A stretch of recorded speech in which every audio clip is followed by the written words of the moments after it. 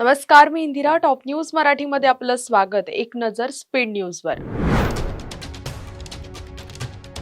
अर्थसंकल्पीय अधिवेशन विरोधी पक्षनेत्यांविना इतिहासात पहिल्यांदाच दोन्ही सभागृहात विरोधी पक्षनेता नाही. पुण्यात कर्नाळा चॅरिटेबल ट्रस्टतर्फे 2 दिवसीय चालणाऱ्या 8व्या राष्ट्रभक्ती साहित्य संमेलनाचा आज शुभारंभ. अखेर केंद्राच्या निर्णयाला परिवहन विभागाकडून तात्पुरती स्थगिती.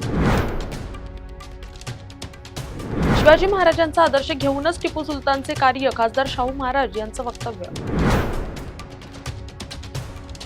केंद्र सरकारने राज्याचा मदत निधी रखडवला, अतिवृष्टी बाधितांच्या मदतीचा प्रस्ताव डिसेंबरपासून पडून. कोकणातील हापूस आंब्याचं आजवरचं सर्वाधिक नुकसान, मंत्री नितेश राणे यांनी दिले हे आदेश.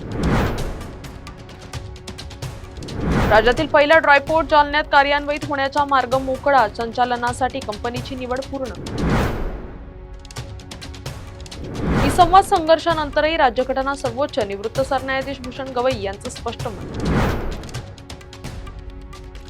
भाजपचा धक्का नंतर स्थायी समितीत नव्या चेहऱ्यांना संधी, अध्यक्षपदासाठी यांच्यात चुरस.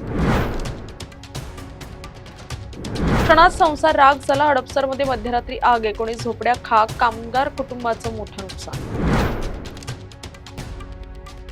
पुणे दंत अधिवेशनात विज्ञान संशोधन आणि सक्षमीकरणाचा समन्वय. सीईटी देणाऱ्या विद्यार्थ्यांसाठी मोठी बातमी, एमएसटी सीईटी नोंदणीला 24 फेब्रुवारीपर्यंत मुदतवाढ. गडकिल्ल्यांची स्वच्छता आणि जतन हा लोकमंत्र बाबा सिद्धेश कदम यांचे प्रतिपादन.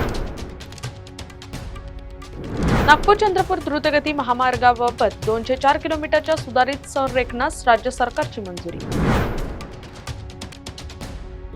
राहुरीत अल्पवयीन मुलीवर 5 दिवस जंगलात अत्याचार, अखेर मुलीची सुटका आणि 3 आरोपींना अटक. टॉप न्यूज मराठीच्या टॉप स्पीड न्यूज मध्ये आता इथेच थांबूया. ताज्या बातम्या आणि घडामोडींसाठी पाहत राहा टॉप न्यूज मराठी. आपला महाराष्ट्र, आपली बातमी.